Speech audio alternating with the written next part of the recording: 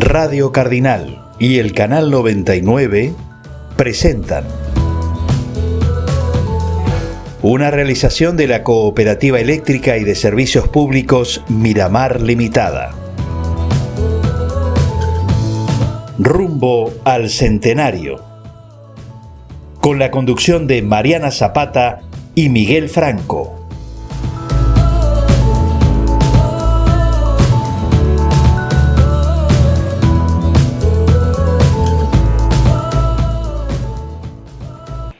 Hola, ¿cómo están? Muy buenas tardes, bienvenidos a un nuevo programa de Rumbo al Centenario. Qué lindo, un jueves más compartido, un jueves más de historias, de vivencias, un jueves más de invitados especiales y un jueves más compartiendo acá con mi compañero Miguel Franco. Buenas tardes, Miguel. Hola Mariana, hola a la audiencia, un lindo programa para hoy con invitada especialísima, una bailarina de mi primaria, si querés, que íbamos a la Escuela Nacional, la gloriosa Escuela Nacional de la cual amo, aunque ya no existe, pero bueno, queda en el corazón de todos los que fuimos a la Nacional 374. Bueno, Mariana. Hoy vamos a seguir con Colonia Müller. ¿Por qué? Porque Colonia Müller es la colonia, ¿sí? No solamente está en el cuore de cada uno, ya sea por las vivencias, por las familias, por la escuela, sino que es una historia realmente atrapante y súper amplia. ¿Se acuerdan que cuando estuvimos hablando de la colonia naturista, apareció la familia Boero, aparecieron los criaderos de Trujillo, Mapelli, bla, bla, bla? Bueno, hoy tenemos a Susi Mapelli, que nos está visitando, y tenemos a Alicia por ahí acobachada, que vamos a ver si la convencemos para que nos cuenten vivencias de esos momentos. Y hoy vamos a hablar específicamente de Manolito Sandrin, ese personaje que era homeópata y que era como el médico de cabecera de aquellas familias que estaban en la colonia Müller. Un minutito, prepara el mate, el café, el capuchino, acomódate, que ya volvemos.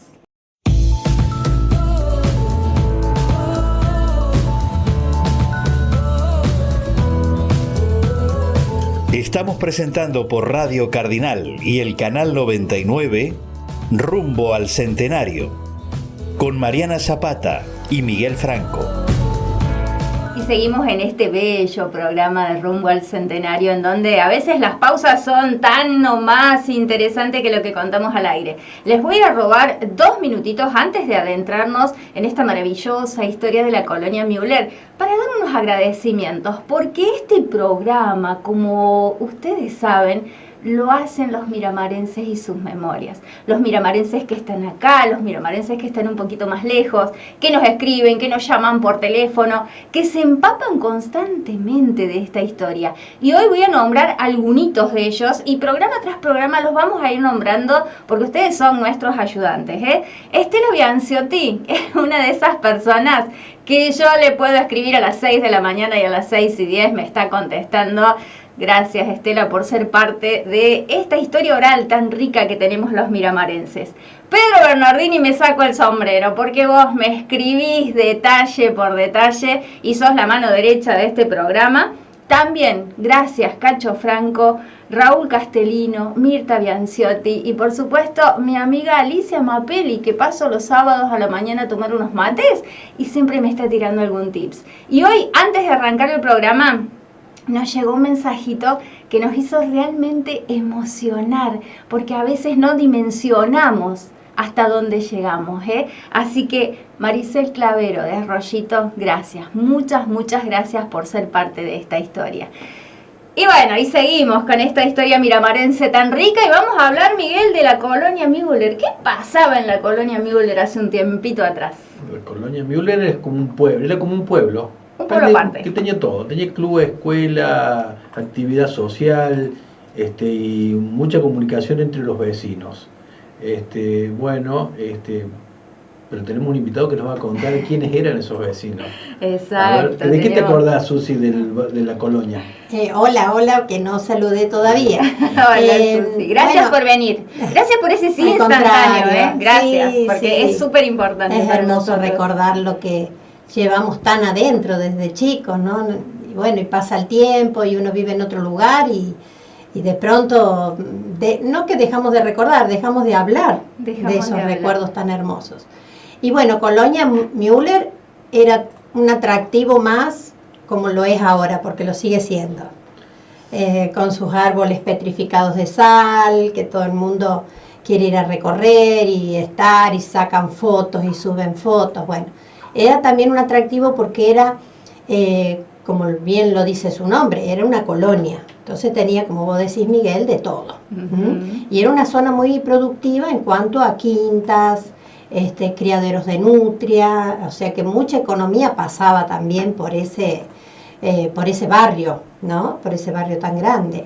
Y bueno, a ver, voy a recordar algunos vecinos. El primer vecino que teníamos nosotros eran el criadero de los Bergia, ¿no? ¿De Juancito Bergia? Sí, de Juancito, de toda la familia de Juan y Chocha y toda su familia, que siempre recordamos cosas con mi hermana.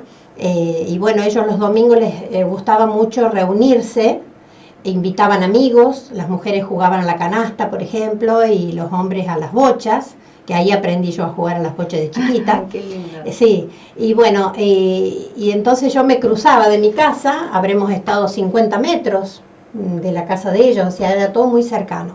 Incluso cuando sucedían tormentas, en la noche se cortaba a lo mejor ya la electricidad, ¿no es cierto?, en todo el barrio. Entonces, solo bastaba que mi papá le gritara al vecino si tenía todo en orden, si se necesitaban o no. Qué lindo vínculo. Sí, y bueno, después estaba la familia Biglia, la familia completa, ¿no? Eran siete hermanos y los padres. Los Chiotazo, los Tarditi, después teníamos los Francini, Elvio, Amalia, sus padres, otra familia Tarditi, que nosotros me acuerdo que mi mamá nos mandaba, íbamos a buscar la leche ahí, ¿no?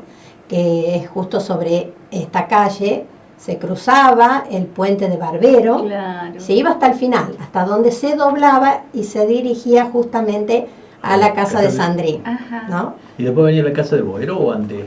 Antes de yendo, era antes. ¿Y la de Marconeto? Que alguien me habló que había una casa muy linda. De una y bueno, esas casas estaban sobre la mar, digamos. Sobre la mar. Sí, sobre la mar, tenían su vista al mar directo ya. ¿Era cierto que era una casa muy linda? Sí, yo recuerdo así una casa muy grande, porque de pronto con los vecinos y bueno, éramos todos chicos, entonces con las mamás a veces salíamos a caminar. Era como casa de vacaciones.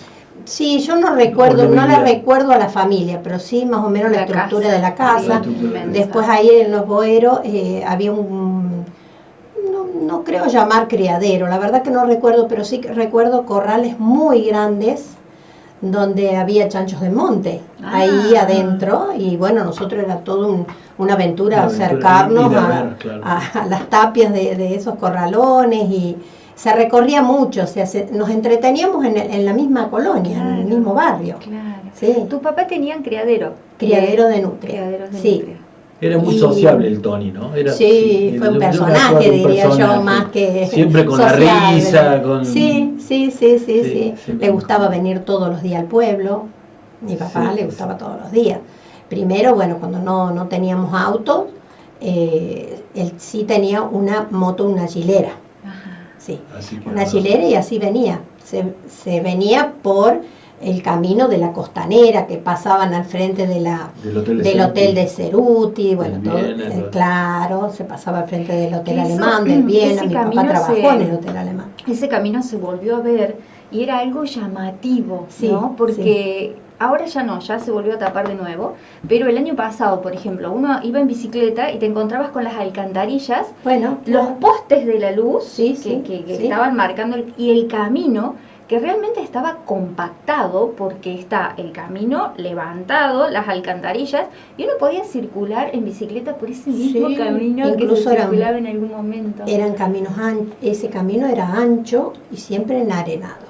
Claro. O sea, se podía andar en días de lluvia. Bueno, ya entrando hacia el barrio allá, ya no, eran caminos mantenidos, pero no, ya enarenados no. que me acuerdo que siempre ahí en el barrio se pidió eso, que los mejoraran, no solo mantenerlos, sino para que la gente pudiera, sobre todo el turista, circular igual. Claro, quizás el camino ancho estaba compactado porque era el que unía toda la cadena hotelera. Sí, digamos, claro, ¿no? Claro, seguramente debe haber sido por ese motivo. Sí. Cuando íbamos a la escuela, la Escuela Nacional quedaba ahí, el colectivo, a ver, no sé si la gente sabe, la Escuela Nacional y un colectivo que lo empezó manejando Don Mazzola, y lo terminó Castellino. El Tito Castellino terminó manejando. Pero cuando manejaba Mazzola se iba siempre por el camino de las 5 esquinas. Claro. Siempre por el camino que iba a Barbero, pasaba el puente y agarraba pasaban al frente de mi casa. Pasábamos al frente de tu casa. Y vos cuando veías pasar el colectivo agarrabas la bici y te ibas a la escuela. No, yo ya era muy de escuela. Yo ya estaba allá. Pero siempre recuerdo, por ejemplo, si había llovido, bueno, era todo una incógnita, no estaba la clase. Si venían las maestras del pueblo en el colectivo y con los alumnos, bueno, había clase, por supuesto. Y si no, entonces yo me paraba, lo que yo decíamos con mi familia, en la punta del camino, o sea, salía al camino principal y ahí ya lista, me quedaba esperando a ver si se asomaba el colectivo allá donde está la torre, para que la gente más o menos se ubique en la esquina. Ya qué felicidad que venían. Era una felicidad ir a la escuela. Hoy sí, siempre me gustó mucho. ¿Cómo era ir a la escuela en ese momento? Era hermoso. Era como esa gota de felicidad diaria. Yo por lo menos lo experimenté así, ¿no? Sí. Bueno, eso de encontrarme no solo con las amigas del barrio, que éramos muchas, también muchos alumnos surgían del barrio, pero el grueso, el alto porcentaje, se trasladaba del pueblo. Como acá había una sola escuela, sigue habiendo una sola escuela primaria, pero bueno, en ese momento se ve que la población era bastante... Para que tengas una idea, en un colectivo que entraban 40 personas, metían 60, 70. Sí, no había... y decían, los de sexto grado tenían que llevar en la falda los de primer grado. Sí, así se hacía. ¡Qué lindo! Yo me acuerdo que siempre mi abuela... Había peleas, había de todo en el colectivo ese, ¿no? Yo subía al colectivo pocas veces. Cuando mi mamá me autorizaba venir a la casa de mi abuela, entonces hablaba con la directora, que siempre durante mi periodo fue María Canale, buenísima, siempre la recuerdo. Entonces ella lo autorizaba, no es como ahora que hay tantos requisitos y tantos protocolos de cumplir, que están bien, ¿no? Pero bueno, antes no sé si no pasaba nada o qué pasaba, que se permitía. Entonces me daban ese permiso de venir al pueblo cuando terminaba la escuela. Entonces yo me llevaba el bolsito y era una felicidad venir en ese colectivo todos parados, apretados, amontonados. Era una emoción terrible para mí poder hacerlo de vez en cuando. Y bueno, era así. Y después teníamos los 7 grados, 7 maestras. Se mostraba fotos recién, la cantidad de alumnos cada grado. Sí, un montón. Éramos poquitos del campo, digamos, éramos varios, pero vuelvo a repetir, el grueso iban del pueblo. Sí. Como fuiste vos, Miguel, como iban tus hermanas. Pero en el recorrido iban de chicos que iban cargando, en muchos, por ejemplo, en la parada ahí en la estación de servicio de Tomatis, que era frente de Gaido. Ahí subían una banda de chicos. Sí, tenés razón. Acá, camino enfrente de los camping, que había unos chicos, no me acuerdo el apellido, bueno, después ahí en el Cavaleri, las 5 esquinas. Claro. Bueno, mi última etapa, que vos estabas haciendo las prácticas de docente, cuando yo empecé a ir a ese colegio, el colectivo, que lo manejaba Tito Castellino, paraba de Don Cavaleri. Y ahí subía Adrián Mancilla con su hermana, subíamos nosotros con mi hermano, después pasamos a buscar a los chicos de Tonús, a los chicos de Oliva, que nosotros los esperábamos porque eran los que llevaban los sándwiches de salami y queso. ¡Ay, eso! Eso fue siempre algo al punto de un olor a chorizo en ese colectivo. Pero bueno, todos esperábamos hacer el picnic, ya sea de ida o de vuelta. El último que pasábamos a buscar creo que era el Horacio Mancilla, Y era esa complicidad, ¿no? Amalia Francini era nuestra maestra, Mari Canal era la directora en ese momento. Después estaban las chicas que hacían las prácticas, ¿no? Lidia Castellino, vos. Claro. Qué lindo. Sí, hermoso. Qué recuerdo. ¿Lidia Castellino hizo prácticas ahí? Sí, y después dio catequesis un tiempo. Sí. Y bueno, era la época todavía de las penitencias también, ¿no? Cuando nos paraban a todos en el patio porque alguien había hecho algo y se aceptaba, sí, era así. Vos sabés que se aceptó Chicos del Pueblo, creo que la iniciativa fue de doña Reichenson, que fue la primera, fue la directora. Bueno, Alicia va a decir después en qué año puede haber entrado. Alicia no quiere pero saber nada. Por ejemplo, como no había jardincito de infantes, ella, fue mi caso, que rendimos con 4 o 5 chicos, rendimos en la casa de ella que tenía, frente al Brasilia, donde el Jorge Magliano tenía el kiosco.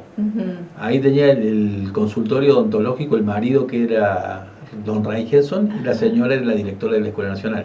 Y ahí fuimos a rendirnos así. ¿Qué habíamos rendido para entrar en primer grado? Yo me acuerdo de la alegría cuando aprobé.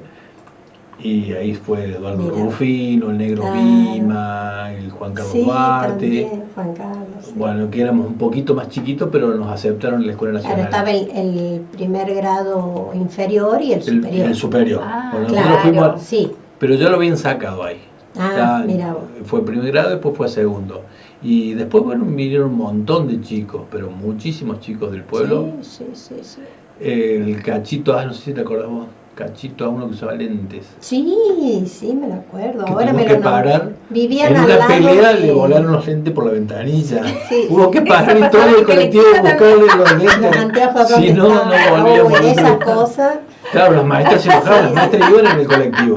Sí. Yo me acuerdo de un alumno, que un día, no sé, se enojó con la señorita, no recuerdo bien el motivo, pero era así de reaccionar mal, digamos, se ofendía, y bueno, como estábamos rodeados por olivares, claro, bueno, se salió de la escuela y se metió en el olivar.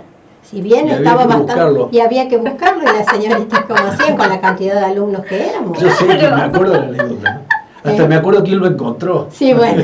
Y nos habían sentados todos afuera, uno al ladito del otro, todos. Hasta que no vinieron no podíamos volver. No, como a la vista de las maestras, y algunas se metían en el olivar buscándolo, mientras el resto controlaba al resto de los alumnos, que todos estábamos ahí quietos, porque era todo un misterio eso que estaba pasando todo. Y de esas anécdotas en el colegio, pero fue un colegio donde nos formó muy bien también, donde hemos aprendido mucho también, porque las maestras estaban muy abocadas a la enseñanza. Y como te digo, había una maestra por grado. Una maestra por grado.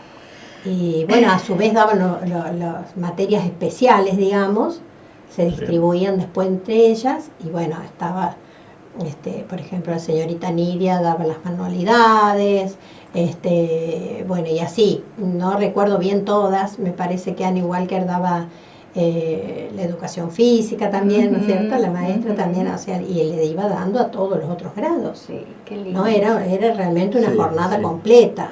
Me llega un mensajito desde La Para. Raquel Gonela les manda saludos. Les manda saludos. Un beso grande, lindo. Raquel dice: qué hermosos recuerdos de mi escuela nacional. Hermoso el programa, muchos besos. Bueno. Raquel, gracias por vernos. Ya te vamos a invitar a vos también, Raquel, porque has sido parte de todo este sector, de 5 esquinas para allá. Así que vamos aprovechando y tomando nota. Hay tanto para hablar, tanto. Ustedes me van preguntando y a mí me vienen los recuerdos. Más de lo que a lo mejor hoy traté de recordar, digo, a ver que no me falte nada. Pasaba con la Escuela Nacional, una vivencia muy, muy personal, ¿no? Siempre fui muy traviesa yo. Entonces, era salir del aula y correr por esa galería inmensa y patinar. Patinar. No recuerdo quién era la señora que pasaba la bruja todo era el tiempo. La señora Ceruti, fue la portera que vivía en la esquina, donde estamos mencionando la esquina, la gente que, la por casita ejemplo, de va a dos ver pisos que hablamos esa siempre. casa de 2 pisos, que lógicamente estaba destruida, pero se nota que fue con planta alta, ellos vivían ahí. Claro, Ellos que vivían ahí. hacía un laburo excepcional, Y ¿no? sí. Salíamos al malón Y sí. patinando por esa belleza para pelearnos por las escaleritas, Sí, que nunca sí, más vi sí, escaleritas así, sí, sí. o bien las hamacas. Sí, las hamacas nos ponían en penitencia si había algún disturbio, digamos, entonces nos colgaban las hamacas. Qué sufrimiento. Yo Sí, me claro, parece tanto sentirlo. cuando alguien se golpeaba en las hamacas, después quedaba... Sí, por eso, después quedaba un tiempo Sí, un ahí. tiempo, sí. sí. Porque había una plancha también. También, Esa en mi sub y época la bajas, habían bajado sub y porque éramos bajas. muy dañinos. Sí, Y bueno, éramos siempre había- muchos, y había, éramos muchos. había sí, qué alguno lindo. golpeado. Y ese gran patio con esas baldosas, Ah. el mástil, la formación. La campana. La campana, sí, la campana. Los Que baños todavía, impecables. bueno, yo ahora no estoy yendo, pero la gente cuando pasaba y entraba a esa escuela abandonada, digamos, siempre se escuchaba que tocaban la campana. Claro. Y en todo el barrio se escucha, ¿no? Si hay silencio, se escucha. Y la torre no con sé los si estará búhos. puesta.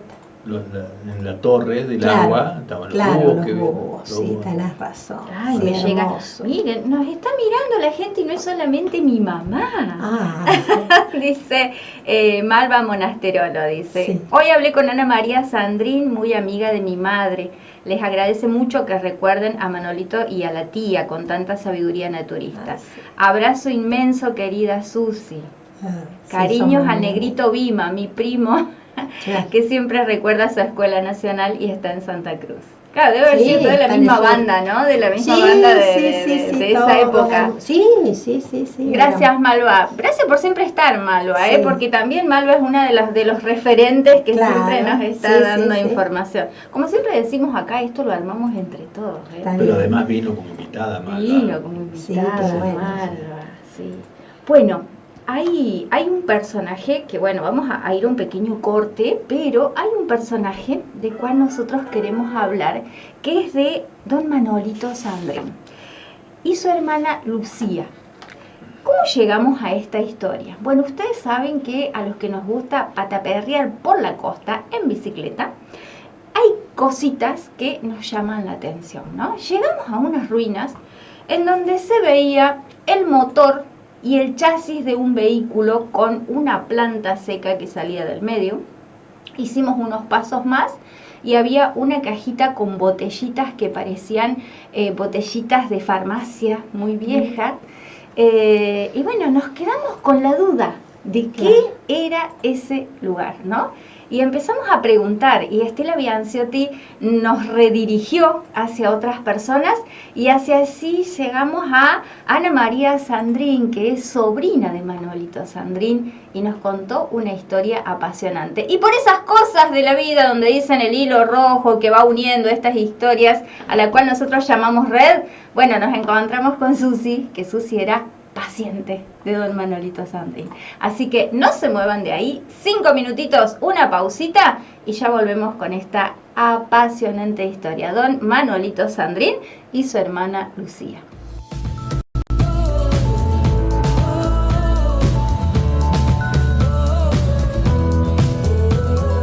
Estamos presentando por Radio Cardinal y el Canal 99 Rumbo al Centenario con Mariana Zapata y Miguel Franco. Y cuando hablamos de la colonia Müller, vieron que surgen muchas historias paralelas, ¿no? Es decir, colonia Müller, sus personajes y estas grandes vivencias que hay por ese sector. Y hablábamos de una ruina muy particular, con unos arbolitos salinificados muy bonitos y con rastros de una historia realmente particular. Y es la historia de la familia Sandrín, en donde cuando vamos preguntando quién vivía allí, nos cuentan que vivía un señor. Algunos nos dicen era médico, otros nos dicen era un señor bajito, que usaba anteojitos redondos, que tenía sobre todo y que siempre andaba con su hermanita ciega. Y ahí surge esto de empezar a investigar. Y así fue como llegamos a Ana María Sandrín, sobrina de Manolito, que nos abrió las puertas, no solo de su casa, sino de sus memorias, de sus recuerdos, y a través de ellos conocemos esta maravillosa historia. Miguel, todos escucharon hablar de Manolito, yo hace 3 años nada más que escuché hablar de él, ¿no?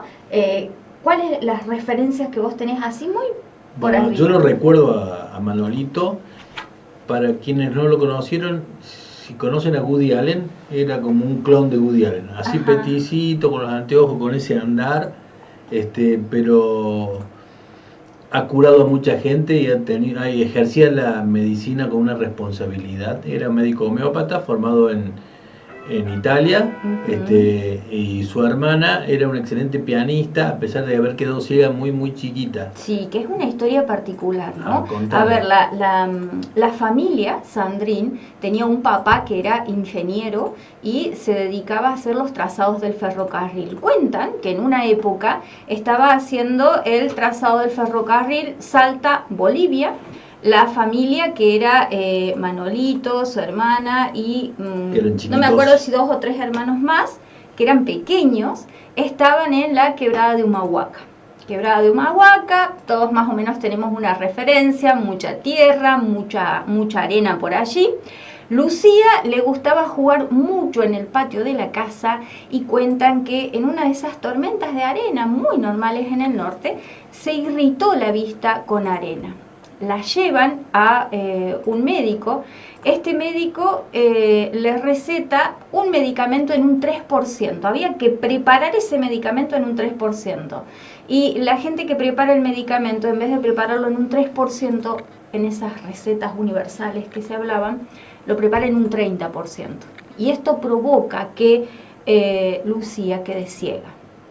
Cuando queda ciega, su papá decide que no quería dedicarse más a trabajar con el ferrocarril. En realidad la empresa del ferrocarril, la empresa constructora era del abuelo. Del abuelo, exactamente. Entonces el papá de Manolito era, digamos, el hijo que trabajaba en la empresa del abuelo. Exacto. Entonces ahí tengo entendido que por ahí se vuelven a Italia, y hacen estudiar a estos chicos allá y se forman muy bien. Sí. Lo que era Virginio, Manolito y la hermanita ciega que se llamaba Lucía.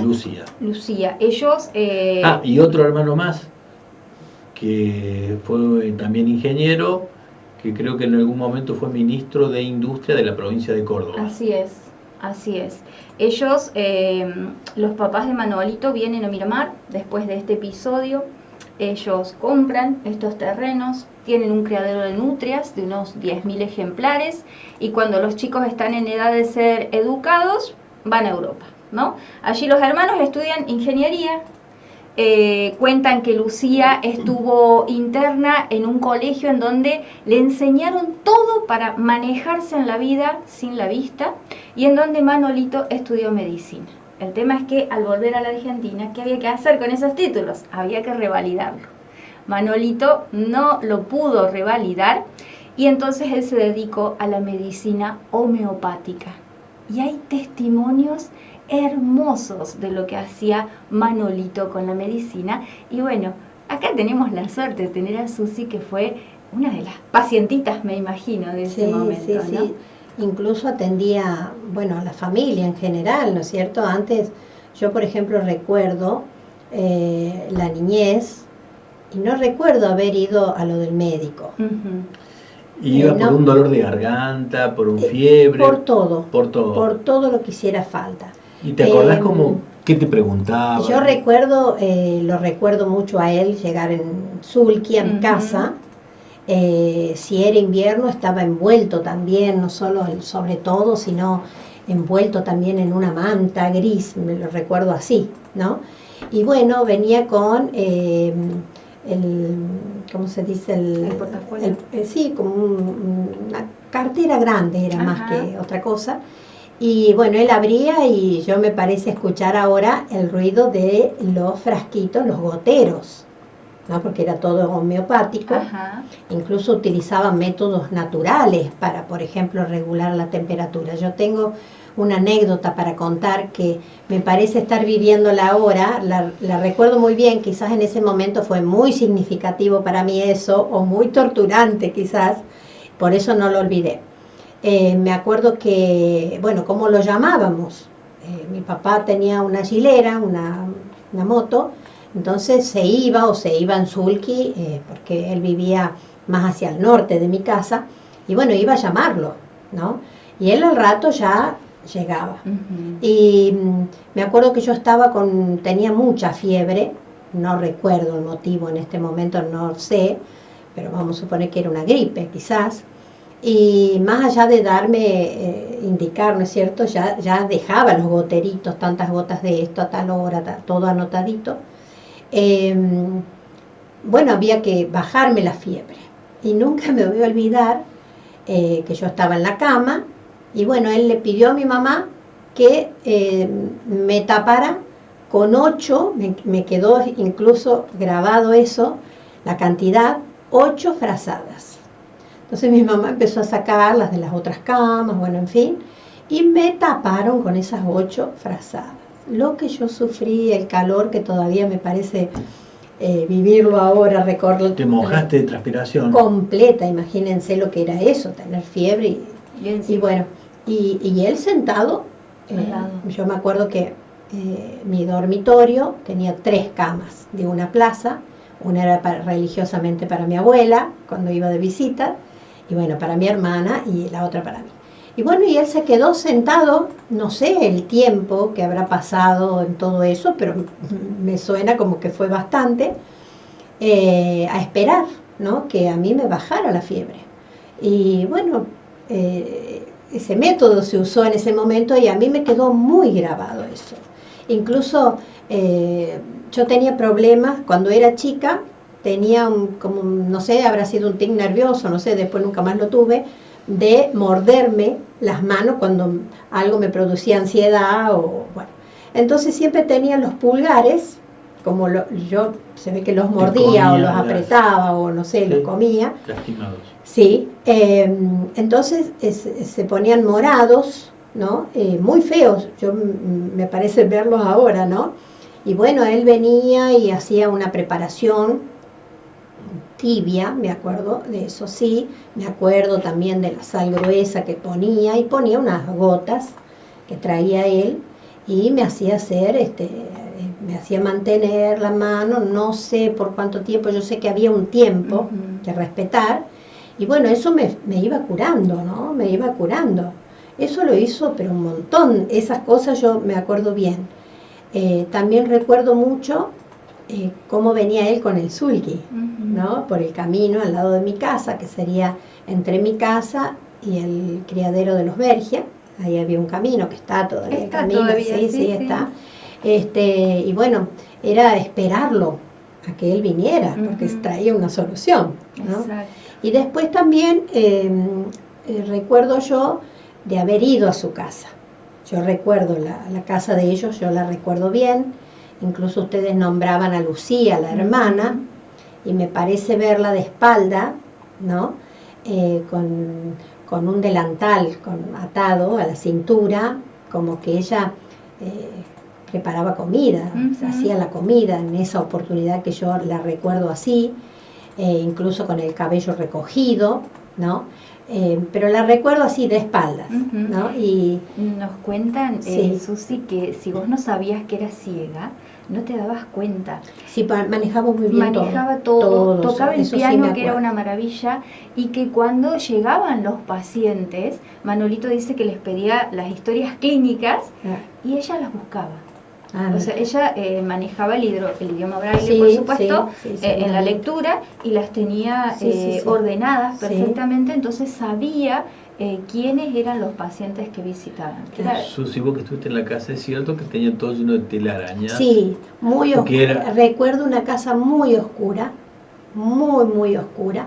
Para atrapar los insectos, dice que era, por eso tenían telarañas. Sí, de las telarañas me acuerdo porque eran como famosos en cuanto a eso, sí, ¿no? Porque bueno, ya existían otras costumbres en el Claro, barrio, digamos, claro, ¿no? sí. Pero ellos sí, eso de las telarañas era parte, lo digamos, recuerdo. de De todo, su forma todo de tenía vida, que de ver su con filosofía todo. de vida. Exacto, Sí. exacto, todo tenía que ver con todo. Sí. Me llega, en realidad, buscando información, Sí. porque es increíble, ¿no? Sí. Que una historia te lleve a otra.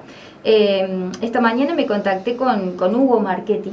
Sí. Y él me deja un relato que me gustaría leérselos textual porque es súper interesante. Además se tomó el trabajo de escribirlo y eso es re lindo, ¿no? Y él me pone, el señor era homeopático, recibido en Francia, y en Argentina no lo dejaban ejercer en esas épocas porque no había revalidado el título. Vivía con una hermana que estaba ciega, la que tenía una biblioteca en braille y un piano que ejecutaba maravillosamente bien. Los dos eran solteros y el señor encargaba los medicamentos homeopáticos a Francia. Tenía un gran conocimiento y se seguía instruyendo permanentemente. Recibía junto a sus medicamentos básicos para hacer los remedios, información actualizada profesional de Europa. A mi madre, cuenta Hugo Marchetti, le curó cáncer en el útero y ovarios. Y a Néstor Fogliato, que en ese momento era bioquímico, le curó nefritis, una enfermedad grave e incurable en aquellas épocas. Sí. ¿Se acuerdan que les hablaba de un auto que salía el arbolito? Él me dice, tenía un Forte modelo 27 o 28. Con él venía al pueblo y cuando dejó pero no de es Forte, venir... es un Ruby. Un Ruby, pero bueno, él me dice un Forte. ¿Sí? No vamos a respetar. ¿Sí? Dejó de venir, lo dejó en el patio, le salió un árbol entre el motor y el chasis. Y quedó cuando se inundó. Hay fotos en redes de ese vehículo. Convivían, esto también es súper interesante porque es parte de su idiosincrasia, ¿no? Convivían con un enorme panal de abejas al natural. O sea, era un panal sin cajón, que ocupaba una cuarta parte de la cocina al lado de la ventana. Esto lo vi yo con mis ojos de adolescente, cuando acompañaba a Néstor Fogliato. Recuerdo también que en la casa, en la parte superior, había una gran cantidad de telarañas que ellos protegían y con ellos convivían. Dominaba la técnica de la digitopuntura, tenía todo tipo de certificados. Esto lo recuerdo cuando atendía a mi madre. Vivía más allá de la colonia Müller por el camino de costa que existía en aquellas épocas. Hugo Marchetti, 1.000.000 de gracias por haberte tomado este tiempo y la verdad es que es súper gratificante, ¿no? Recibir estos mensajes con tanta, súper coincide con tanta algo información. Que me relató Celso Ceruti, que atendían a su papá Alejandro. Ajá. Que le habían dado pocos meses de vida a Alejandro, entonces bueno, lo hicieron atender por Manolito. Y Manolito, cuando estudió el caso, dice que dijo, bueno, lo tomo, voy a hacer una terapia, pero me tienen que traer una serie de drogas, que pidió que únicamente las compraran en una casa en Buenos Aires, que las traían de Francia, que no quería otro tipo de droguería para... Y bueno, y después don Alejandro vivió 30 años más, así que fue muy fructífera 30 su labor. 40 se murió, murió fue muy grande. fructífera su labor, y es increíble que la gente del otro lado, como hablábamos esta mañana, Miguel, no sabía de la existencia de Manolito, ¿no? Porque hoy por hoy uno lo cuenta en determinados espacios y dice, no puede ser esa eminencia de nuestro pueblo, ¿no? Sí, Manolito. Bueno, tuve una reunión que ya tuve la semana pasada en Gente Grande, que me preguntan, van a hablar de Manolito Sandri, y toda gente que es grande y que vive de aquel lado de la ruta, dice, ¿quién es Manolito Sandri? No lo conocían. Entonces lo que me llama la atención es que no había vínculos entre los barrios, entre Marimonte, Colonia Müller, la Lomita de los Indios, Miramar como pueblo, es como que no había mucho vínculo interactivo entre la gente. Habrán sido las distancias también. En esa época era lejos el pueblo a la colonia, ¿no? Ellos no eran... Y que cada barrio era autónomo de algún modo, sí. tenían una cierta autonomía. Sí. Económica sobre todo, porque tenían una economía que tenía que ver con las nutrias. Bueno, sí, las quintas. Sí, era como que uno se abastecía prácticamente. Se abastecía ahí, sí. Sí. Y lo más complejo iban a Balnearia. Sí, porque había 2 o 3 Casa Arteta, Casa Capellán. Actis, Capellán, que bueno, abarcaban, tenían de todo, digamos así. Y bueno, cuando se necesitaba algo muy puntual, sí, se iba hasta allá. Yo recuerdo que íbamos en Sulky, por ejemplo. Casa Capellán, todo el mundo pasaba por ahí. Claro, ramos generales, sí, yo recuerdo no haber ido a Casa Capellán, sí, por supuesto que recuerdo en ese momento cómo era Casa Capellán desde afuera, pero íbamos mucho, mi mamá le gustaba mucho coser. Ahí compraba telas de Actis. Y entonces comprábamos de Actis o de Arteta, sobre todo el calzado, sí. Antes de ir a un baile te proveías de indumentaria. Sí, y bueno, y ese amor por la costura y ese buen gusto y la prolijidad en la costura la heredó mi hermana, Alicia. Sí, la que ella también no quiere hablar, pero bueno. ¿Y quiere coser o no la quiere dejamos coser tranquila, pero sabe coser espectacular, era la modista del barrio. Y también sabía bordar, que no me sale. ¿Sabía o sabe? Sabe, bueno, pero ya no lo hace. Está ganando la tecnología. Ya se dedica a otras cosas, gracias a Dios, ya está más relajada. Pero volviendo al tema de los Sandrín, que vos, Miguel, decías esto de cómo podía ser, o te da la impresión de que no había esa comunicación, ese vínculo. Y referido a los Sandrín, ellos eran gente también de estar mucho en la casa. Manuelito salía si era para ir a asistir a alguien, atender a alguien en el barrio. Si no, no se relacionaban. Además hay que tener en cuenta, así, Miguel, que tanto Manolito como José Aventín fue muy resistido por los médicos de la zona, ¿no? También. Entonces, bueno, por ahí se cuidaban un poquito, porque esta es una realidad. Hoy nosotros lo vemos como nuestros próceres de ese momento, pero claro, también la han pasado mal, ¿sí? Porque en ese momento que la homeopatía era curanderismo. Claro. 1936 decíamos que José Aventín descubrió lo de los ayunos intermitentes. Y hoy es la novedad, claro, ¿no? Y en esa época era totalmente resistido todo ese tipo de cosas. Entonces quizás tampoco generaban vínculos. Debe haber sido visto como un señor loco que no comía, claro, 108 días de ayuno. Aventín 108. Con caldo de verdura y fruta. Sí. Y bueno, sido como un excéntrico. Y la historia de Manolito Sandrín termina de una manera muy especial, ¿no? Porque cuando uno recorre las ruinas, a ver, a mí recorrer las ruinas me genera muchas cosas. Sí, muchas cosas, ¿no? Porque mientras para muchos es recordar un dolor muy profundo, que hoy después de 45 años vuelve a emerger, para los amantes de la historia es como volver a una partecita de esta historia y rescatar estas vivencias, ¿no? Porque si por ahí 4 locos en bici no llegaban hasta ese lugar, no nos enterábamos de esa historia, ¿no? A ver, lamento profundamente la desidia de mucha gente que terminó de destruir el auto, porque cuando la laguna bajó, el chasis y el motor estaban en perfecto estado y ahora no quedó nada. Cuando Manolito con su hermana se van a finales de los 70 porque la laguna Mar Chiquita había empezado a inundar y ellos, como muchos miramarenses, pensaron que podían volver. Entonces dejaron todo, no solo dejaron el vehículo, sino que dejaron los muebles, durante mucho tiempo se vieron los arados, las máquinas cosechadoras, todo dejaron ellos ahí, ¿no? Hoy creo que queda solamente una partecita de una cosechadora, el resto lo rompieron, lamentablemente, o se lo llevaron, ¿no? Y son esos arbolitos salinificados que se le ven las raíces tan bonitas. Ese es el lugar, la casita de Manolito Sandrín. Cuando ellos se van, los trae su hermano al pueblo. Y cuenta Ana María que ellos entraron en una profunda depresión porque ellos eran muy unidos y dentro de su espacio se movían con una tranquilidad única.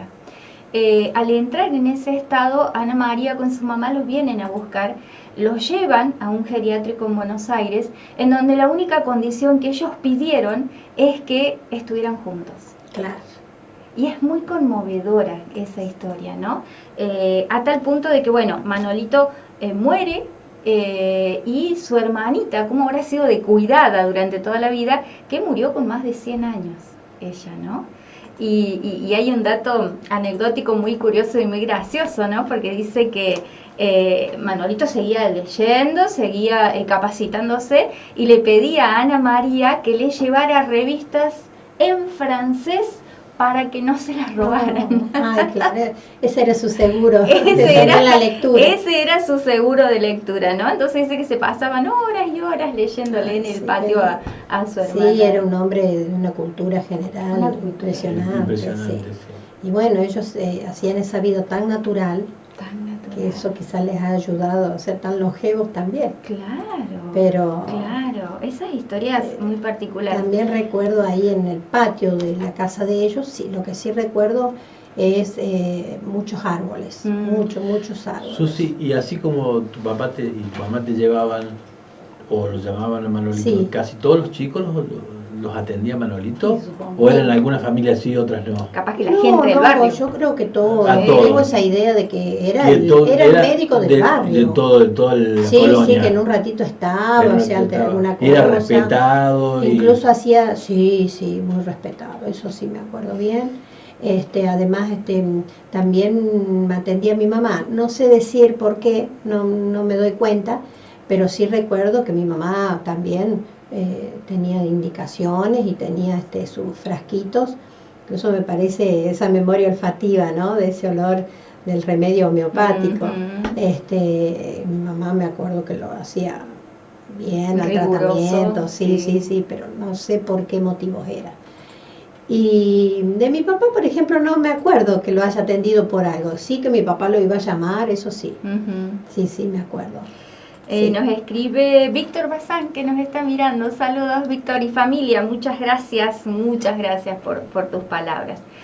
Y bueno, se nos está terminando el tiempo. Vamos a hacer una última pausita. Vieron que es apasionante nuestra historia, ¿no? A veces cuando la gente nos cuenta que ha visto un ladrillo, que ha visto un techo, que ha visto una planta rara y no tiene ninguna significancia, todo en nuestro pueblo tiene su historia. Y mientras para muchos es un dolor muy profundo porque se revive un pasado doloroso, para otros, como nosotros los historiadores, es un descubrir constante. No te muevas de ahí, última pausita, nos volvemos a ver en un ratito.